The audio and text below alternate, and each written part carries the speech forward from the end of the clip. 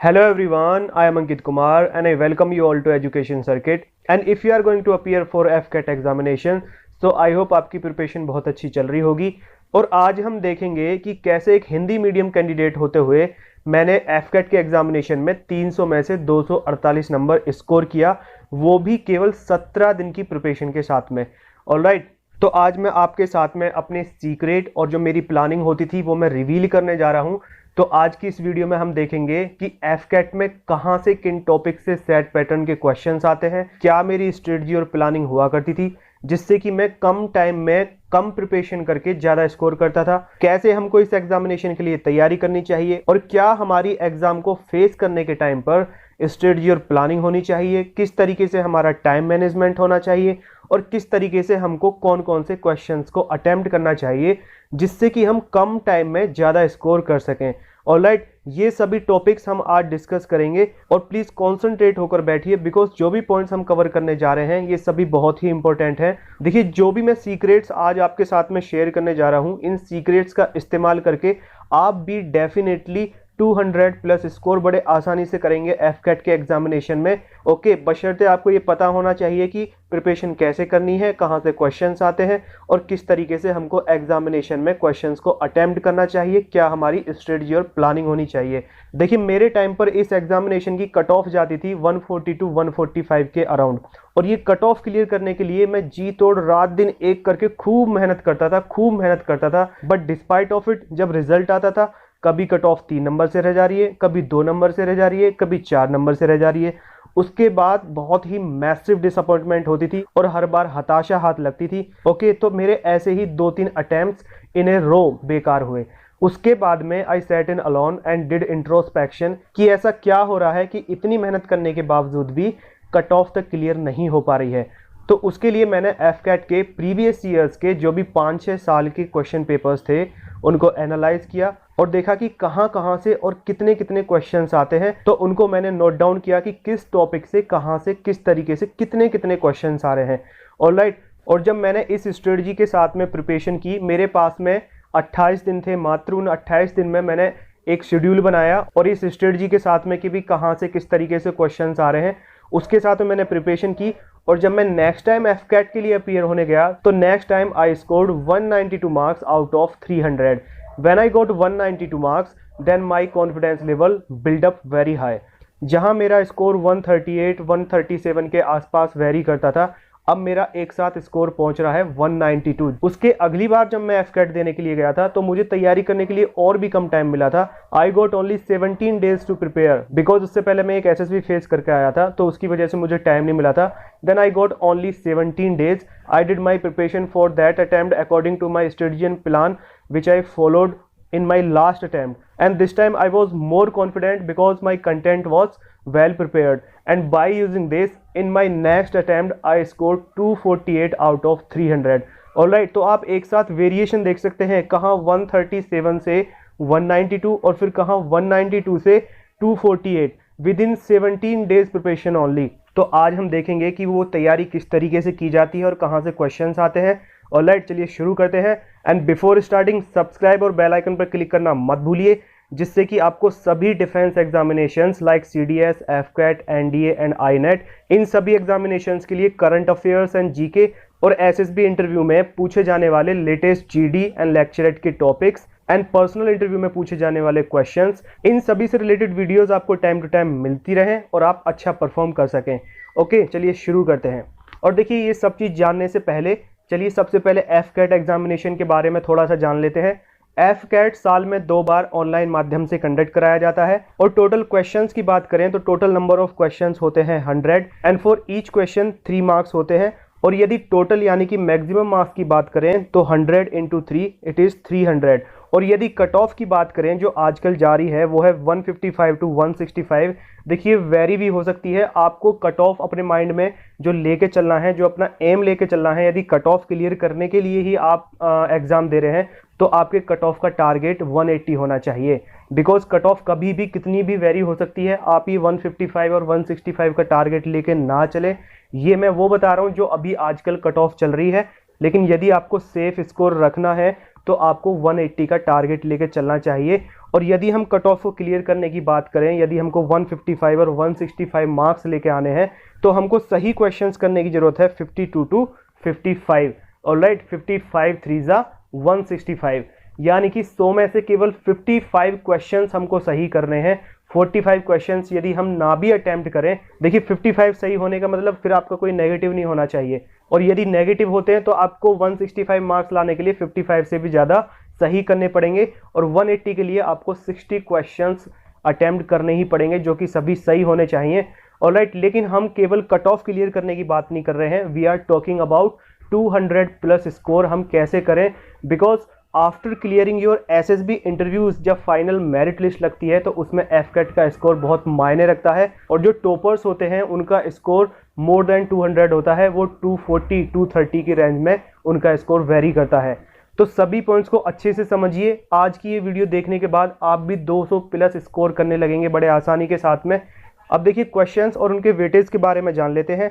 Out of 100 questions 50 questions आते हैं math and logical reasoning से, जिसमें कि 18 टू 20 क्वेश्चंस आते हैं मैथ से, और बाकी के 30 से 32 क्वेश्चन आते हैं रीजनिंग से। देखिए इसमें रीजनिंग का वेटेज ज़्यादा है, वर्बल और नॉन वर्बल रीजनिंग, और इन दोनों को मिला के टोटल नंबर ऑफ क्वेश्चंस होते हैं 50। ये थोड़ा बहुत 1-2 नंबर ऊपर नीचे हो सकता है मैथ में 1 नंबर कम आ जाए तो रीजनिंग में ज़्यादा आ जाए, मैथ में ज़्यादा हो जाए तो रीजनिंग में कम हो जाए। लेकिन यदि हम प्रीवियस ईयर्स का रिकॉर्ड देखें तो मैथ में हमेशा 18 से 19 या 20 क्वेश्चंस पूछे जाते हैं, और मैथ और रीजनिंग दोनों का वेटेज होता है 50 क्वेश्चंस। रिमेनिंग 50 क्वेश्चंस होते हैं इंग्लिश और जनरल नॉलेज से, और इसमें इंग्लिश से पूछे जाते हैं 25 से 27 क्वेश्चंस। यदि इंग्लिश में बढ़ते हैं तो जनरल नॉलेज में कम हो जाएंगे। ऑलराइट, और जनरल नॉलेज में पूछे जाते हैं 25 से 27 क्वेश्चंस। देखिए ये रेशियो ऊपर नीचे हो सकता है, एक आध क्वेश्चन इंग्लिश में ज्यादा हो सकता है तो जीके में कम, जीके में ज्यादा होगा तो इंग्लिश में कम होगा, लेकिन दोनों को मिलाकर टोटल 50 क्वेश्चंस होंगे, और इन सभी सेक्शन से टोटल 100 क्वेश्चंस होंगे। तो अभी हमने बात की है कि किस सेक्शन का कितना वेटेज होता है। अब देखते हैं कि हमको किस सेक्शन पर कितना जोर देना चाहिए और किस तरीके से हमको प्रिपरेशन करनी चाहिए। तो यदि हम मैथ और रीजनिंग की बात करें तो ये होता है सबसे ज़्यादा स्कोरिंग पोर्शन, बिकॉज इसका सिलेबस बहुत कम होता है और ये एक लिमिटेड होता है। ऑलराइट, आपको बस कॉन्सेप्ट पता होना चाहिए कि इस टाइप के क्वेश्चन को सोल्व करने का कॉन्सेप्ट क्या होता है, और यदि आपको कॉन्सेप्ट पता है तो उस टॉपिक पर जो भी क्वेश्चन पूछा जाए, कुछ भी उसमें वेरिएशन करके आप सभी क्वेश्चंस को बड़े आसानी से सोल्व कर देंगे। बस आपको वो कॉन्सेप्ट समझ आ जाना चाहिए, और इन 2 सेक्शंस पर आपका सबसे अच्छा कंट्रोल होना चाहिए। ऑलराइट, देखिए ये जो 2 सेक्शंस हैं ये शॉर्ट मार्क्स देते हैं आपको, और ये 50 क्वेश्चंस हैं जो कि आपके कंट्रोल में हैं। और यदि 50 क्वेश्चंस में से यदि आपने 45 या 42 क्वेश्चंस भी सही कर दिए, माना आपने 40 भी सही कर दिए, सो 43 जा 120, यू हैव स्कोर्ड 120। इसमें सबसे कम सिलेबस होता है और सबसे कम तैयारी करने की जरूरत होती है। इसके बाद जो हमारे कंट्रोल में पोर्शन होता है वो होता है इंग्लिश का। इंग्लिश का 70 टू 80% पोर्शन हमारे खुद के हाथ में होता है। यदि हमको ग्रामर पता है तो हम सभी क्वेश्चंस को ग्रामर से रिलेटेड बड़े आसानी से सोल्व कर सकते हैं। कुछ क्वेश्चंस ऐसे होते हैं जो लिमिट से बाहर होते हैं, जैसे कि वोकेबुलरी लाइक सिनोनियम्स एंड एंटोनियम्स, उनको जितना पढ़ा जाए उतना ही कम है, उनकी कोई लिमिट नहीं है। ऑलराइट, कितना ही पढ़ लो, पूछने वाला पता नहीं क्या पूछ ले। यदि आपकी वोकेबुलरी अच्छी है और आपको आता है तो बहुत अच्छी बात है, और यदि नहीं आता है तो उसमें फिर आप कुछ नहीं कर सकते, it is completely out of your control. तो जो भी कैंडिडेट्स अच्छा परफॉर्म करते हैं, 200 प्लस स्कोर करते हैं, उनका इन तीनों पोर्शंस पर अच्छा कंट्रोल होता है। ऑलराइट, आपकी इन तीनों पोर्शंस में अच्छी कमांड होनी चाहिए, अच्छी परफॉर्मेंस होनी चाहिए। और सबसे ज़्यादा अनसर्टेन सेक्शन होता है जनरल नॉलेज का। इसमें किसी को कुछ पता नहीं होता है कि भी कहाँ से क्वेश्चन पूछा जाए, और इसका सिलेबस बहुत ही वास्ट है। देश दुनिया में क्या चल रहा है आपको सब पता होना चाहिए, और एग्जामिनर पता नहीं कहाँ से क्या पूछ ले, और जो वो पूछे वो क्वेश्चन आपको आता हो उसकी गारंटी बहुत कम है। ऑलराइट, लेकिन यदि हम मैथ, रीजनिंग और इंग्लिश की बात करें तो इन तीनों में 90% हमारे हाथ में होता है। यदि हम चाहें तो हम बहुत अच्छे से इनमें परफॉर्म कर सकते हैं। देखिए शुरू के 3 पोर्शंस में सभी कैंडिडेट अच्छा परफॉर्म कर लेते हैं, लेकिन जो डिफरेंस आता है वो आता है 4th सेक्शन में। जिस कैंडिडेट की इस पोर्शन पर अच्छी कमांड होगी वो बहुत अच्छा स्कोर करेगा, उसके 230, 240, 250 तक स्कोर जाएगा, और जिसका ये पोर्शन वीक होगा वो कंपटीशन में पीछे रहेगा, वो अच्छा स्कोर नहीं कर पाएगा। तो देखिए सबसे ज़्यादा इंपॉर्टेंट जो पोर्शन है, जो डिफरेंस क्रिएट करता है, वो है जनरल नॉलेज। और आज हमारा मेन फोकस जो होगा वो जनरल नॉलेज पर ही रहेगा, और इस टॉपिक पर कैंडिडेट्स का जो सबसे कम कंट्रोल रहता है आज के बाद इस टॉपिक पर भी आपका बहुत अच्छा कंट्रोल रहेगा और आप बहुत अच्छी परफॉर्मेंस देंगे और इस पोर्शन से अच्छा स्कोर करेंगे। और देखिए मैथमेटिक्स में जो क्वेश्चंस आते हैं वो ज़्यादातर इंटरेस्ट यानी कि simple interest and compound interest, profit and loss, percentage, average, speed में questions related to trains and boat and river and LCM and HCF, okay, इन टॉपिक से ज़्यादा वेटेज होता है मैथमेटिक्स में। तो मैथमेटिक्स के पोर्शन में आपको अच्छा स्कोर करने के लिए इन टॉपिक्स पर अच्छी कमांड बनानी होगी। ओके, ज़्यादा डीप में जाने की जरूरत नहीं है, बेसिक कॉन्सेप्ट समझ लीजिए और कुछ क्वेश्चंस की प्रैक्टिस जरूर कर लीजिए जिससे कि आपको एग्जामिनेशंस में ये क्वेश्चन सॉल्व करने में दिक्कत ना हो। और रीजनिंग में वर्बल और नॉन वर्बल से रिलेटेड क्वेश्चंस होंगे। इसके लिए मैं आपको एक बुक बता दूंगा जहां से आपको ये तैयारी करनी है मैथ और रीजनिंग और ये बाकी सभी टॉपिक्स की। तो मैथ और रीजनिंग की हमने बात कर ली है। अब चलिए देखते हैं कि इंग्लिश में कहां से कितने कितने क्वेश्चंस पूछे जाते हैं। देखिए इंग्लिश में टोटल 25 क्वेश्चंस पूछे जाते हैं, जिनमें से कि कंप्रिहेंशन में 3 से 5 क्वेश्चंस पूछे जाते हैं, जिसमें कि एक पैराग्राफ दिया होगा और उस पैराग्राफ को रीड करके आपको 3 से 5 क्वेश्चंस के आंसर्स देने होते हैं। या तो इसमें 3 क्वेश्चंस हो सकते हैं या 4 हो सकते हैं या 5 हो सकते हैं। Okay, it depends upon examiner. Fill in blank से 3 से 6 क्वेश्चंस आते हैं। फिल इन ब्लैंक या तो सेंटेंसेस के फॉर्म में हो सकता है कि एक सेंटेंस दिया हुआ है और उसमें ब्लैंक स्पेस छोड़ा हो और आपको वो ब्लैंक स्पेस में करेक्ट वर्ड फिल करना हो, या एक क्लोज टेस्ट के रूप में दिया हो जैसे कि एक पैराग्राफ दिया हो और उसमें बीच बीच में ब्लैंक स्पेस छोड़े हो और आपको वो फिल करने हो। और स्पोर्टिंग एरर्स से 4 से 5 क्वेश्चंस पूछे जाते हैं। स्पोर्टिंग एरर्स में एक सेंटेंस को 4 पार्ट्स में तोड़ा गया होगा ABCD और उसमें से वो पोर्शन को पूछेगा जिसमें कि एरर है। ऑलराइट, और स्पेलिंग करेक्शन से 4 से 5 क्वेश्चंस पूछे जाते हैं। 4 ऑप्शंस में से या तो आपसे करेक्ट स्पेलिंग पूछ लेगा या गलत स्पेलिंग पूछ लेगा। और इडियम्स और फ्रेजेस से पूछे जाते हैं 3 से 5 क्वेश्चंस। और वन वर्ड सब्स्टिट्यूशन से 3 से 4 क्वेश्चंस पूछे जाते हैं। और सिनोनियम्स और एंटोनियम से 5 से 8 क्वेश्चंस और ये 10 भी हो सकते हैं। और सेंटेंस करेक्शन से 3 से 5 क्वेश्चंस पूछे जाते हैं। ऑलराइट, और आप इसके साथ में डायरेक्ट और इनडायरेक्ट भी एक बार जरूर देख लीजिए। देखिए जो भी इंग्लिश के पोर्शंस हैं इनमें comprehension, fill in blank, sporting error, spelling correction and sentence correction, ये सभी बहुत ही इजी टॉपिक्स हैं और आपको फ्री के नंबर दिलाने वाले टॉपिक्स हैं। ओके, इन पर आप अच्छे से प्रैक्टिस कर लीजिए, ग्रामर को थोड़ा अच्छे से पढ़ लीजिए, उसका बेसिक कॉन्सेप्ट समझ लीजिए जिससे कि आप एरर्स को फाइंड आउट कर सकें। And idioms and phrases and one word substitution, ये भी बहुत ही आसान टॉपिक होते हैं, इनको पढ़ने में काफ़ी मज़ा आता है। कैसे पढ़ना है, कहाँ से पढ़ना है, ये मैं आपको अभी थोड़ी देर में बता दूंगा। और देखिए सिनोनियम्स और एंटोनियम्स, ये एक ऐसा पोर्शन है जो कि मेरा वीक पोर्शन होता था because I am from Hindi medium background and at that time when I used to appear for FCAT examination my English was not so good। तो मैं इस पोर्शन को हमेशा इग्नोर ही करता था। क्यों? क्योंकि इसमें कितनी भी मैं तैयारी करके जाता था, कितना भी पढ़ के जाता था, वहाँ पे मुझे हमेशा नए वर्ड्स ही दिखते थे और मेरे वो क्वेश्चंस मिस ही होते थे और तैयारी करने में मेरा अननेसेसरीली इनमें टाइम वेस्ट होता था। सिनोनियम्स और एंटोनियम्स को मैं तब पढ़ता था जब मेरी चारों सेक्शंस में अच्छी प्रिपरेशन हो जाती थी। ओके, तो जब मुझे एक्स्ट्रा टाइम मिलता था then I used to give my time to synonyms and antonyms. कुछ अच्छा हो जाए तो बहुत अच्छी बात है। और देखिए मेरा सजेशन यही है कि आपको इसे सबसे बाद में पढ़ना चाहिए क्योंकि ये काफ़ी टाइम टेकिंग है और इसका सिलेबस भी काफ़ी वास्ट है, बहुत सारे वर्ड्स हैं, आपकी वोकेबुलरी बहुत अच्छी होनी चाहिए और एग्जामिनर पता नहीं कहाँ से पूछ ले और क्या वर्ड पूछ ले, वो आपको आता है या नहीं आता है। ओके, तो ये बहुत ही अनप्रिडिक्टेबल पोर्शन है। बाकी के जो भी पोर्शंस हैं ये सभी आपके हाथ में हैं। ऑलराइट, तो इस तरीके से इंग्लिश में क्वेश्चंस आते हैं और ये बहुत ज़्यादा टफ नहीं आते हैं। आपको बेसिक आना चाहिए। यदि आपको बेसिक आ रहा है और आपने कॉन्सेप्ट को अच्छे से समझा हुआ है तो you can easily score very well in the portion of English. अब डिस्कस करते हैं very important part which is general knowledge. Alright, देखिए जनरल नॉलेज में जो 24 से 26 27 क्वेश्चंस आते हैं उनमें 3 से 4 क्वेश्चंस आते हैं डिफेंस से। डिफेंस से questions like joint military exercises, latest deals and procurement, कौन सी पनडुब्बी यानी कि सबमरीन कमीशनड हुई है या कौन सा एयरक्राफ्ट कैरियर अभी रिटायर हुआ है, और डिफेंस फोर्सेस की रैंक्स का कंपैरिजन लाइक आर्मी की कर्नल रैंक की एयर फोर्स में इक्विवेलेंट क्या रैंक है और ये मिसाइल्स इनकी क्या रेंज है। इन सभी टॉपिक से रिलेटेड क्वेश्चंस डिफेंस के सेक्शन में पूछे जाते हैं और ये जरूर पूछे जाते हैं और 3 से 4 क्वेश्चंस आपसे पूछे जाएंगे।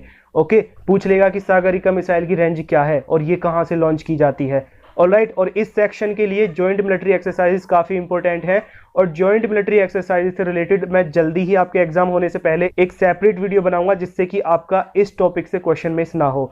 ओके, इसके बाद स्पोर्ट्स से आते हैं 3 से 4 क्वेश्चन, और देखिए स्पोर्ट्स से 3 से 4 क्वेश्चंस जरूर आएंगे, ये हर बार आते ही आते हैं। ये defence, sports and awards and honour से काफी वेटेज होता है। स्पोर्ट्स में क्वेश्चंस होंगे जैसे कि वेन्यूज, ओलंपिक गेम्स 2024 कहां पर कंडक्ट कराए जाएंगे, और questions related to tennis tournaments like US Open किसने जीता एंड हंगरियन ग्रां प्री किसने जीती, कौन सा प्लेयर किस गेम से एसोसिएटेड है, और किसी गेम में एक टीम में कितने प्लेयर्स खेलते हैं, and like Khelo India game से रिलेटेड क्वेश्चंस, कहां पे कंडक्ट कराए गए, लास्ट टाइम कहां पे हुए, किस स्टेट ने ज्यादा मेडल्स जीते। इस टाइप के तमाम क्वेश्चंस स्पोर्ट्स के फील्ड से पूछे जाते हैं। ओके, तो आपको इसी तरीके से कैटेगरी वाइज इनकी तैयारी करनी है, और इनमें से कुछ टॉपिक्स पर मैं वीडियो ऑलरेडी बना चुका हूं, और बाकी के कुछ और टॉपिक्स पर, और जो मोस्ट इंपोर्टेंट डिफेंस और स्पोर्ट्स से रिलेटेड करंट अफेयर्स होती हैं आपके AFCAT and others defence examinations के लिए, वो मैं current affairs time to time cover करता रहता हूं, तो आप प्लीज उनके साथ में अपडेटेड जरूर रहिए। ओके,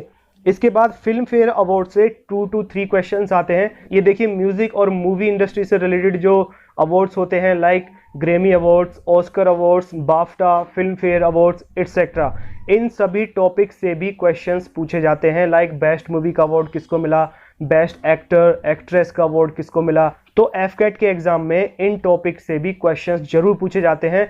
ओके, और ये beauty pageant awards like Miss World, Miss Universe, Miss Earth, Miss International, Femina Miss India, इन सभी topics which are related to music, movie and beauty pageant, इन सभी टॉपिक्स से 2 से 3 या 4 क्वेश्चंस पूछे जाते हैं। और देखिए जो भी टॉपिक्स हैं इनमें मैं काफ़ी टॉपिक्स पर ऑलरेडी वीडियो बना चुका हूं, जैसे कि miss India, miss universe etcetera.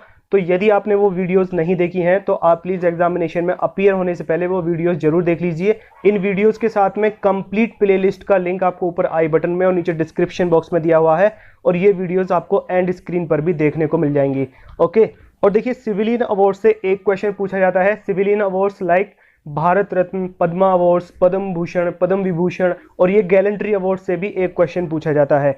इसके बाद यदि बुक्स एंड ऑथर्स की बात करें तो इससे 1 से 2 क्वेश्चंस पूछे जाते हैं कि ये वाली बुक किस राइटर ने लिखी है, इसके कौन ऑथर हैं। ओके, और डैम्स और रिवर्स से एक क्वेश्चन पूछा जाता है, जैसे कि पूछ लेगा कि किशनगंगा डैम किस नदी पर बना हुआ है, या हीरा कुंड बांध परियोजना किस नदी पर बनी हुई है। ओके, तो इस टाइप से क्वेश्चंस होंगे।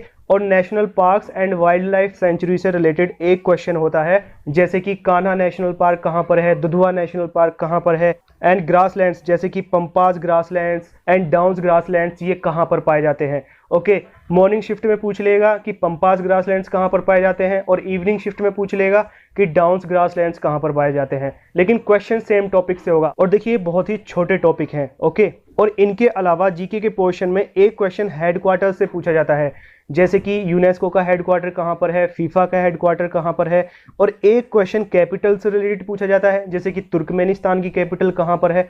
ओके, अच्छा आपको कमेंट बॉक्स में लिख के बताना है कि तुर्कमेनिस्तान और अफगानिस्तान की कैपिटल कहाँ पर है। और करेंसी से रिलेटेड एक क्वेश्चन पूछा जाता है, पूछ लेगा कि ईरान की करेंसी क्या है, ब्रिटेन की करेंसी क्या है। ओके, और 1 क्वेश्चन होगा आपका पासिस से, लाइक नाथुला, जोजिला, सिपकिला कि ये कहाँ पर है, किस स्टेट में आते हैं।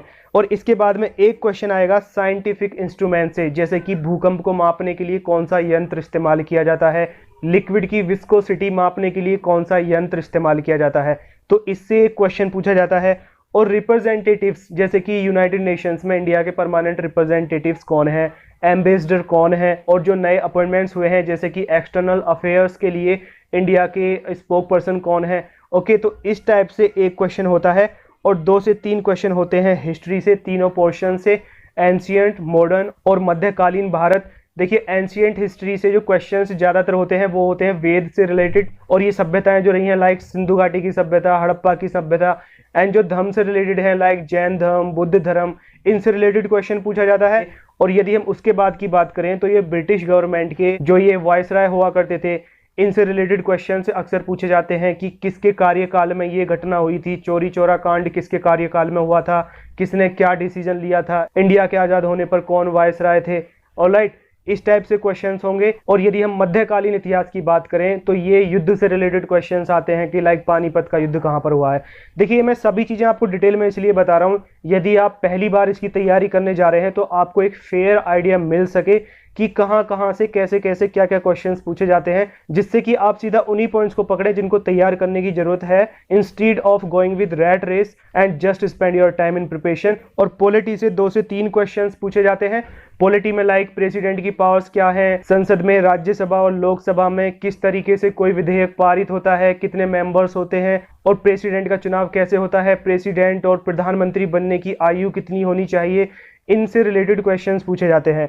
ऑलराइट, और जियोग्राफी से 2 से 3 क्वेश्चंस पूछे जाते हैं, और साइंस से भी 2 से 3 क्वेश्चंस पूछे जाते हैं। और इनके अलावा कुछ ऐसे क्वेश्चंस होते हैं जिनका कि कोई सेट वो नहीं होता है कि भाई कहाँ से पूछे जाएंगे, वो कुछ भी करंट में जो हो रहा होगा, लाइक कोरोना से रिलेटेड कुछ पूछ ले। और देखिए साइंस में जो क्वेश्चंस पूछे जाते हैं वो बायोलॉजी, फिजिक्स एंड केमिस्ट्री से पूछे जाते हैं। बायोलॉजी में जैसे कि पूछ ले कि ए ब्लड ग्रुप का पर्सन किन किन ब्लड ग्रुप के पर्सन्स को अपना ब्लड डोनेट कर सकता है, और बॉडी में सबसे ज्यादा स्वेट ग्लैंड्स कहाँ पर पाए जाते हैं। एंड फिजिक्स से ऐसा यूनिट्स पूछ लेगा।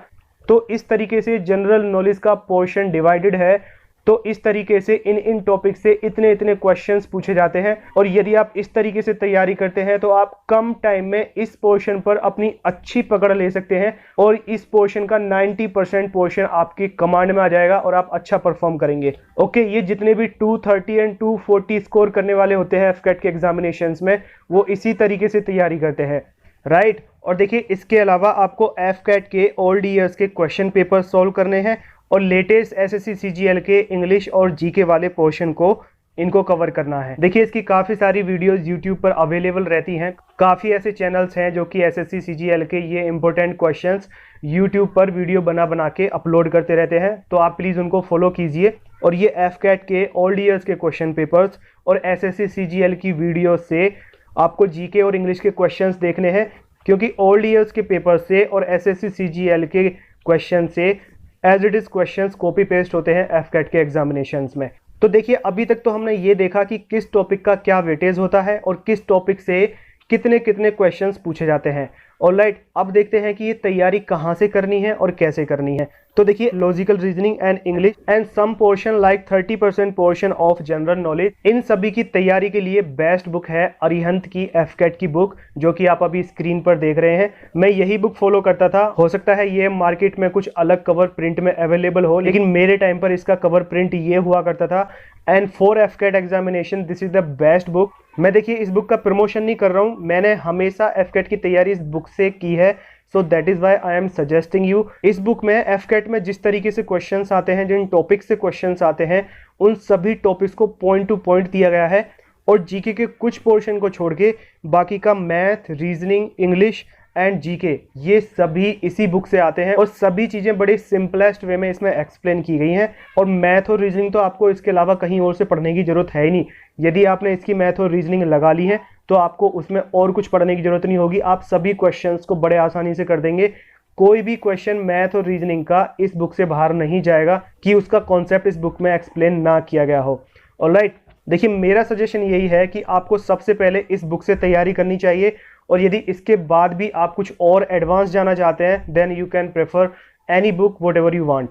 एंड जनरल नॉलेज के रिमेनिंग पोर्शंस जो कि हमने काफ़ी सारे अभी कवर किए हैं, इनमें से कुछ टॉपिक्स पर मैं वीडियो ऑलरेडी बना चुका हूं, और बाकी के कुछ टॉपिक्स पर आपके एग्जाम से पहले पहले मैं वीडियोस बना दूंगा। और बाकी के और जो बचे हुए टॉपिक्स रहते हैं उनके लिए आप इंटरनेट यानी कि गूगल की मदद लीजिए और वहां से डायरेक्ट तैयारी कीजिए।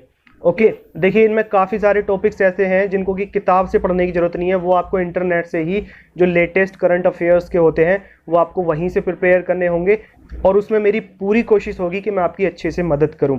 ओके, अब देखते हैं कि तैयारी कैसे करनी है। तो देखिए आपको एक अपना शेड्यूल बनाने की ज़रूरत है कि आप मैथ्स कितने दिन में कवर करेंगे, इंग्लिश कितने दिन में कवर करेंगे, रीजनिंग कितने दिन में कवर करेंगे। लाइक मैंने जो अपना शेड्यूल बनाया था, जो मैं 17 डेज़ की बात कर रहा था, उसमें मैंने अपना एक टाइम टेबल बनाया था कि 3 दिन में मुझे मैथ और रीजनिंग दोनों फिनिश करनी है। देखिए मैथ और रीजनिंग मेरे लिए ज़्यादा टफ पोर्शन नहीं था, because I have very good command over them. I have done BTech and I am an engineer, तो मुझे इसमें ज़्यादा परेशानी नहीं होती है। So that's why I covered it within 3 days only. लेकिन इट डिपेंड्स अपॉन यू कि भाई आपकी कितनी अच्छी पकड़ है इस टॉपिक पे और आप कितना टाइम ले रहे हैं। तो आप उसी के हिसाब से अपना एक शेड्यूल बनाइए कि जैसे कि आप 3 दिन में मैथ फिनिश कर लेंगे, 2 दिन में रीजनिंग कर लेंगे, ऑलराइट, तो मैंने अपना शेड्यूल इसी तरीके से बनाया था कि शुरू के 3 दिन में मुझे मैथ और रीजनिंग कवर करनी है, फिर अगले दिन में डिफेंस एंड स्पोर्ट्स से रिलेटेड टॉपिक तैयार करना है, फिर अगले 2 दिन में film fair award, civilian awards and books and authors से रिलेटेड मुझे तैयार करना है। और देखिए जो छोटे छोटे टॉपिक्स होते थे उनको मैं एक साथ कवर कर लेता था और उसमें एक दिन में काफ़ी सारे टॉपिक्स प्रिपेयर हो जाते हैं, जैसे कि dams and rivers, national parks and sanctuaries, grasslands and दर्रे। देखिए ये जो टॉपिक्स हैं ये बहुत ही छोटे हैं और इनको प्रिपेयर करना बहुत आसान है, और इन टॉपिक्स पर भी मैं वीडियोस ऑलरेडी बना चुका हूं, आप प्लीज उनको जरूर देखिए because these videos are going to play vital role in your examination in scoring well. तो इस तरीके से आपको शेड्यूल बनाना है और एग्जाम से कम 10 दिन पहले आपका पूरा सिलेबस हो जाना चाहिए। बाकी के जो दिन बचते हैं उसमें आपको रिवीजन करना है। Alright, revision is must. यदि आप रिवीजन नहीं करते हैं तो सब कुछ मिक्सअप रहेगा आपके दिमाग में। इतनी सारी चीजें तैयार करने के बाद a lot of things will be there in your mind और फिर आप कंफ्यूज हो जाएंगे कि क्या चीज़ कहाँ पे कैसे था। और जब आप रिवीजन करेंगे तो आपका पूरे सिलेबस पर एक बर्ड आई व्यू बनेगा और क्लियरिटी के साथ में आपकी सारी चीज़ें आपके माइंड में अपडेटेड रहेंगी, जिससे कि आपको एग्जामिनेशन में कोई दिक्कत नहीं आएगी, आपको कन्फ्यूजन नहीं होगा और ज़्यादा दिमाग नहीं लगाना पड़ेगा। ऑलराइट, और सबसे ज़्यादा इंपॉर्टेंट थिंग है कि आपको मॉक टेस्ट की प्रैक्टिस जरूर करनी है। ऑलराइट, देखिए एक मॉक टेस्ट आपको इंडियन एयरफोर्स यानी कि एफकैट की जो ऑफिशियल वेबसाइट है उस पर आपको एक मॉक टेस्ट ओरिजिनल बिल्कुल ऐसा ही जैसा कि आपका एग्जामिनेशन होगा वो आपको जरूर करना है। एक नहीं, 2 नहीं, 3 बार उसको जरूर करिए। और उसके अलावा there are various sites on internet which provide you mock test. तो ज़्यादा से ज़्यादा मॉक टेस्ट करने की आप प्रैक्टिस कीजिए, और यदि वो भी नहीं करवा पा रहे हैं तो ओल्ड ईयर्स के क्वेश्चन पेपर्स आप डाउनलोड करके उनको सोल्व कर लीजिए, या उनके प्रिंट आउट्स निकलवा के और घड़ी सेट करके आप उनको सोल्व करने की प्रैक्टिस जरूर कीजिए। देखिए यदि आप ये मॉक टेस्ट की प्रैक्टिस नहीं करेंगे तो इससे आपकी स्पीड और एक्यूरेसी नहीं बनेगी और आपने जो इतनी तैयारी की है ये सभी बेकार जाएगी, बिकॉज आपके एग्जामिनेशन में आते हुए क्वेश्चंस छूटेंगे और उसकी वजह से आप कंपटीशन में काफ़ी पीछे रह जाएंगे। ओके, तो आपने जितनी भी तैयारी की है, नॉट 100%, आपने 75%, 80%, whatever amount of preparation you have done, you must need to do practice of mock test. Alright, इसको आप जरूर करके जाना, अदरवाइज आपका दिमाग वहां पे अच्छे से काम नहीं करेगा। एक क्वेश्चन पर ही अटके रह जाओगे और आपका टाइम निकलता रहेगा और आपको पता भी नहीं चलेगा कि कितना टाइम निकल गया, और फिर एंड में आप देखेंगे कि टाइम बहुत कम है और आपके क्वेश्चंस काफी सारे पेंडिंग पड़े हैं और उनमें से ज्यादातर क्वेश्चंस आपको आते हुए होते हैं। ऑलराइट, तो ये चीज बहुत जरूरी है। देखिए एग्जाम से पहले के जो 4-5 दिन होते हैं उनमें आपको ज़्यादा जोर नहीं देना कि भाई हमारा ये पेंडिंग रह गया, ये छूट गया, अब हम इसको भी कवर कर लें, इसको भी कवर कर लें। उसको कवर करने के चक्कर में जो आपने अब से पहले पढ़ा है वो सभी गोलमोल हो जाएगा। ऑलराइट, तो आपको अपने माइंड पर ज़्यादा प्रेशर नहीं डालना है। देखिए सारे क्वेश्चंस करने की ज़रूरत नहीं है। यदि आपको 200 नंबर भी लेके आने हैं तो आपको केवल 70 क्वेश्चन सॉल्व करने की जरूरत है, आपके 210 नंबर बड़े आसानी से आ जाएंगे। ओके, तो 30 क्वेश्चन यदि आप छोड़ भी देते हैं तो भी कोई दिक्कत नहीं है, आपके 200 स्कोर उसमें भी हो जाएगा। लेकिन वो एक जो छोटा सा टॉपिक बच जाता है उसको कवर करने के चक्कर में आप बाकी का जो आपने तैयार करा है उसको आप कबाड़ा मत बना लेना। ऑलराइट, और एग्जाम से पहले माइंड पर ज़्यादा स्ट्रेस नहीं डालना चाहिए। ऑलराइट, और एग्जाम से 2-3 दिन पहले आपको पढ़ना छोड़ देना चाहिए। आपको बस रिवीजन और मॉक टेस्ट की तैयारी करनी चाहिए और इमेजिनेशन करना चाहिए।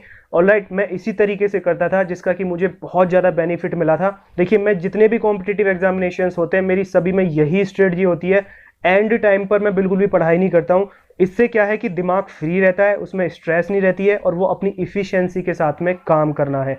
और देखिए एग्ज़ाम से एक दिन पहले आपको क्या करना है, आपको अपने यार दोस्त घर परिवार में ज़्यादा बातचीत नहीं करनी है। ऑलराइट, जितनी आप बातें करोगे इतना ही आपका कंटेंट आपके दिमाग से रिमूव होता चला जाएगा। ऑलराइट, आपको फोकस्ड और कॉन्सेंट्रेटेड होने की ज़रूरत है और अच्छे से अपनी डाइट लीजिए, जल्दी सोइए और खूब लंबी मीठी और गहरी नींद लेनी है आपको। और सुबह को टाइम से उठ के 1 घंटे पहले आपको एग्जामिनेशन सेंटर पर पहुंच जाना है। और एग्जामिनेशन सेंटर पर आपको किसी भी कैंडिडेट से कोई बातचीत नहीं करनी है, ना वहां पर पढ़ाई करनी है कि भाई ये फॉर्मूला ऐसे था, ये ऐसे था। जो भी है, जो आपने तैयार करना था वो कर लिया, अब कुछ नहीं करना। यदि आप अब करेंगे तो आपका दिमाग काम नहीं करेगा और जो आपने पढ़ा है वो फिर इफिशिएंटली वहाँ पे परफॉर्म नहीं होगा। ऑलराइट, तो ये काम आपको जरूर करना है। ओके, और किसी से भी पंगा नहीं लेना है। लाइक ऑटो वाला, यदि वो आपसे 50 रुपये फालतू ले रहा है तो दे देना। ऑलराइट, 50 रुपये के चक्कर में अपना करियर बर्बाद नहीं करना है। यदि आप वो 50 रुपए के चक्कर में उससे बहस करेंगे तो आपके दिमाग में बोधरेशन बनेगी और आपके दिमाग में टेंशन बनेगी थोड़ी, और जब आप एग्जाम में क्वेश्चंस कर रहे होंगे तो आपके दिमाग में वही चीजें घूमेंगी। ऑलराइट, तो उससे आपको बहुत ही ज़्यादा डिस्टरबेंस होगा। और अब बात करते हैं सबसे ज़्यादा इंपॉर्टेंट थिंग की, कि अब तक जो हमने तैयारी की है अब उसको शो करने का टाइम आया है, जो कि है आपके एग्जाम का टाइम। वो है कि जो टाइम आपको एग्जाम के टाइम पे दिया जा रहा है कि एग्जाम में आप किस तरीके से परफॉर्म करते हैं। ओके, तो देखिए इसमें टाइम मैनेजमेंट और क्वेश्चंस, किन क्वेश्चंस को किस तरीके से सोल्व करना चाहिए, ये बहुत ज़्यादा मैटर करता है। यदि आपका टाइम मैनेजमेंट और पेपर को अच्छे से हैंडल करने की स्ट्रेटजी और प्लानिंग अच्छी नहीं है, आपका मैनेजमेंट अच्छा नहीं है, तो आपने जो तैयारी की है, आपके पास चाहे कितनी भी नॉलेज सही, कितनी भी आपकी तैयारी सही, इट विल बी वेस्टेड। तो देखिए मेरी स्ट्रेटजी ये होती थी कि मैं सबसे पहले उस पोर्शन को पकड़ता था जो सबसे कम टाइम लेता है, और सबसे कम टाइम लेता है जनरल नॉलेज, उसके बाद इंग्लिश, उसके बाद रीजनिंग और उसके बाद मैथ। मैथ सबसे ज़्यादा टाइम लेता है। और देखिए मैं सबसे पहले चारों पोर्शन से जीके से स्टार्ट करता था, और सभी चारों पोर्शंस में वेरी इजी, जो बहुत इजी क्वेश्चंस होते हैं। देखिए आपके पूरे पेपर में 40% क्वेश्चंस ऐसे होते हैं जो कि बहुत इजी होते हैं, जिनको कि हर कोई कैंडिडेट सोल्व कर सकता है, लेकिन वो एक ऐसे अरेंजमेंट में अरेंज होते हैं कि हम लोग उसमें फंस जाते हैं और हम उन चीज़ों का ध्यान नहीं देते, और हम मुश्किल क्वेश्चंस में अपना टाइम लगा देते हैं, और एंड में हमको पता चलता है कि हमारे आसान क्वेश्चन जिनको कि हम 2 से 3 सेकेंड्स में सोल्व कर सकते थे, हम उनको नहीं कर पाए, because now we don't have time. Alright, तो सबसे पहले आपको सबसे आसान क्वेश्चंस को सोल्व करना है चारों पोर्शंस में से।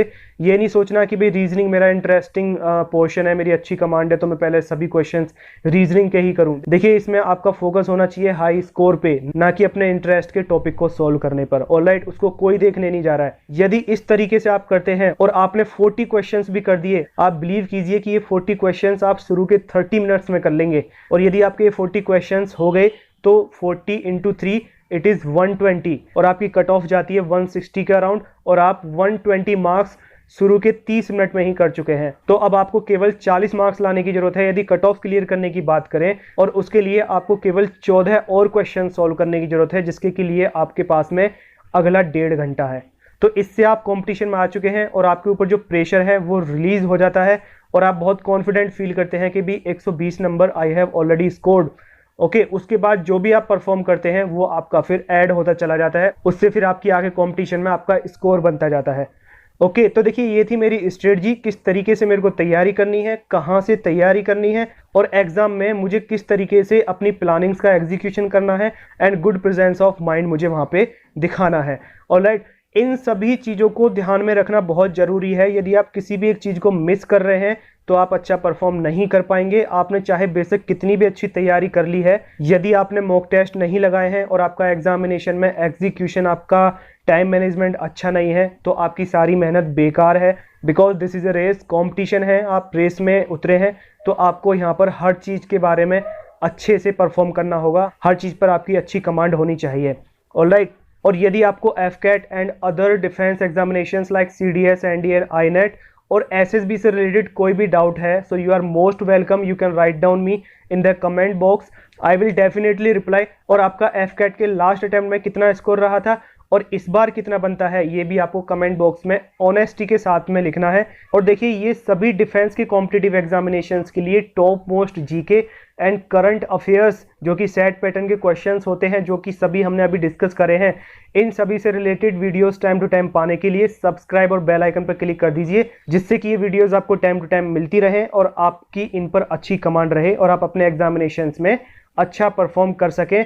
और जिस तरीके से ये रिटन एग्जामिनेशंस की मैंने आपको स्ट्रेटजीज बताई हैं, इसी तरीके से मेरी एसएसबी में क्या स्ट्रेटजीज रहती हैं, वो सब भी जानने के लिए आप सब्सक्राइब और बेल आइकन पर क्लिक कर दीजिए। आई होप आपको ये वीडियो इन्फॉर्मेटिव एंड वैल्यूएबल लगा होगा, और यदि अच्छा लगा हो तो प्लीज़ लाइक और शेयर जरूर कीजिए और कमेंट बॉक्स में लिख के बताइए कि ये आपको वीडियो कैसा लगा। Alright, and all the best for your examinations and SSB, and that's all for today. Bye bye.